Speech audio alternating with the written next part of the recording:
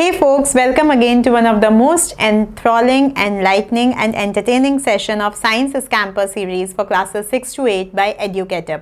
And I am your super science teacher Ambika.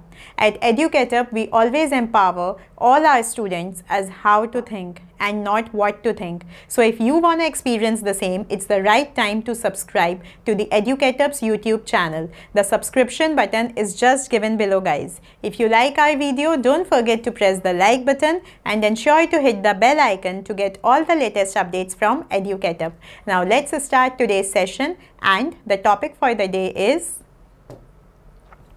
synthetic fibers and plastics with which we are completely surrounded, and we always encounter and use them to make different products. So let's see that which topics we are going to cover today. So we are going to cover the following topics. What are synthetic fibers? Types of synthetic fibers, in which we are going to see rayon, nylon, polyester and acrylic.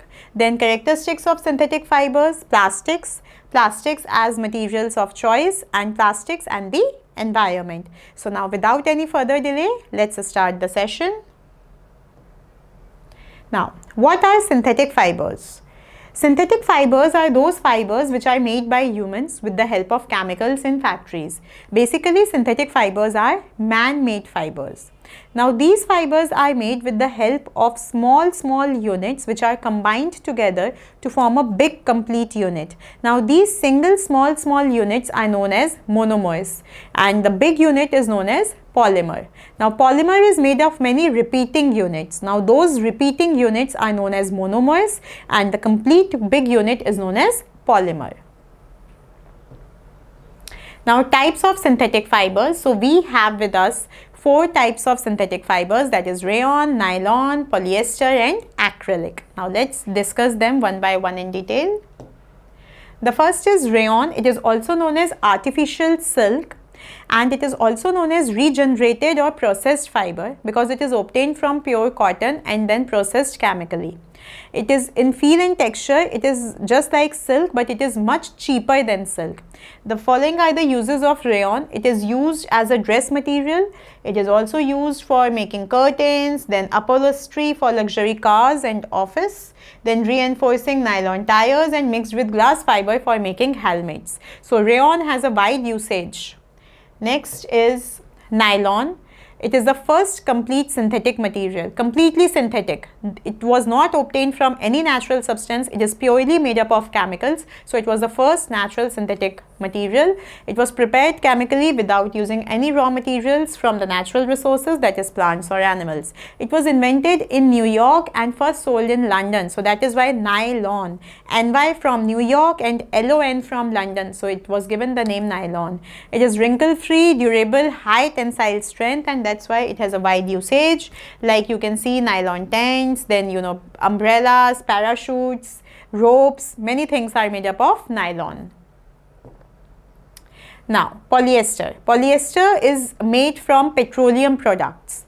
It does not absorb water, and it is wrinkle-free, resists wear and tear, quite durable, light in weight and elastic. The examples of polyester are terylene, Dacron and terene. They are used to make synthetic clothes, synthetic carpets, microwave trays, wall insulation, your drinking bottles, assorted containers, fruit containers. All these things are made up of polyester. Then acrylic. Synthetic polymer which appears like wool. It is also known as artificial wool. It is warm, does not absorb a whole lot of water, soft like wool and lighter than wool, wrinkle free and chemical resistant as well. Now, what are the characteristics of these synthetic fibers? The basic characteristics are they are durable and inexpensive. लंबे समय तक चलते हैं और सस्ते मिलते हैं, इसीलिए इतने ज़्यादा पॉपुलर हैं. They are lightweight, smooth, soft than any other fibre. हल्के होते हैं, सॉफ्ट होते हैं, टेक्सचर बहुत अच्छा होता है. They are easy to maintain as compare to natural fibres. Maintenance बहुत ईजी होता है, कैसे भी रख दीजिए, कैसे भी वॉश कर लीजिए, ड्राई कर लीजिए, there will be no issues. They can be easily washed and dried. they are resistant to wrinkles, which makes them more demanding in clothing industry. इनमें wrinkles नहीं पड़ते, सल नहीं आते हैं, तो इस वजह से clothing industry में they are much more used, and that is why you see today we have a whole lot of clothes available in synthetic materials. We hardly get clothes available in natural materials. We always get synthetic materials with a variety of colors, designs, textures. Now plastics.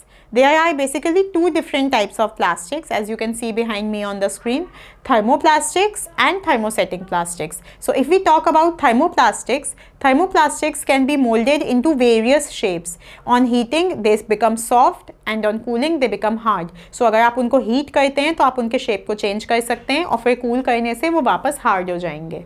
Then thermosetting plastics.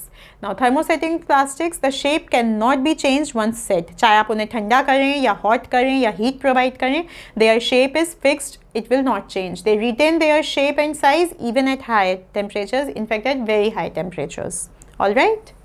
Now let's move ahead. Action-packed info, guys. A new kind of a plastic has been designed which is soluble in water. Can you imagine this? A plastic which is soluble in water and it will not pollute water, it will not harm water. This plastic is known as nylon 2, nylon 6, and it is a biodegradable plastic. This info is extremely important for you children, alright? Now plastics as material of choice. Why plastic is being utilized so much today? If you just see around yourself right now in your room, you can see a whole lot of things which are containing plastic. Plastic is something with which we are completely surrounded. And why we are using plastic so much? Because of these properties. It is non-reactive, does not react with water and air, no property of rusting or corroding at all. Then it is light, strong and durable, very light in weight, very strong and lasts for a very longer time. It is poor conductor of heat and electricity, so can be used for any purpose with electrical wires, with screwdrivers, with handles which can be made of plastic, because plastic is a poor conductor of heat and electricity. Action-packed info, guys. The first true plastic was Bakelite, made entirely of synthetic materials. Bakelite finds extensive use as it can be molded into thousands of forms. That means it is a thermoplastic, such as plugs, radios, telephone, clocks. All these things are made up of thermoplastic, Bakelite. And Bakelite is the first true plastic. Plastics and the environment. So basically we have the biodegradable and the non-biodegradable substances. Biodegradable are those substances which can be decomposed and mixed with the soil easily, such by the action of bacteria, and non-biodegradable which cannot be decomposed and cannot be mixed with the soil, like plastic. Action-packed info, guys, and something extremely important. Earlier it was 3R, then it come 4R, but now we have the 5R. Now what are those 5R? Let's see. Refuse, replace but don't purchase. Refuse to purchase the new plastic. Reduce, cut back the use of plastic. Try to use the alternative things, maybe a cloth bag, maybe a paper bag, rather than using the plastic bag. Reuse, use over and over again. Always carry your bag with you. Use the plastic polythene or the plastic bottle or the plastic compost box, whichever you have at your place, until and unless it is broken. Then repurpose, reform, repair and do it yourself. Try to repair the plastic item whichever you have at home and then reuse it again. Recycle, reuse materials as resources. Try to recycle it. Try to use the materials which can be recycled, like paper, wood, rather than using plastic. Because this 5R principle is a path to sustainability, that is think green, act green and live green. We need to understand, beta, this is very important. Plastic has a whole lot of usage and wide expansion areas, but it also has a whole lot of harmful things. It cannot be disposed of. If you mix it in the soil, it will make the soil poisonous. If you burn it, air will be poisonous. If you put it in the water, except the biodegradable plastic, it will make the water poisonous. So there is no way out to dispose of this plastic. So we have to be very careful and cautious while using the plastic and to limit the use of plastic. All right. So with this, we have come to the end of this super enlightening session, and I'm sure you all have subscribed to the Educatup's YouTube channel. If you haven't done so, do it right now. I know you all have loved the video, so time to press the like button. And if you have any doubts, questions, queries, and if you want to give your valuable feedback, you can put them in the comment box below, and your super science teacher Ambika will definitely get back to you. For me, it's time to sign out for the day, but till the time we meet again, be happy, be safe, and keep enriching yourself with Educatup. Bye-bye, children.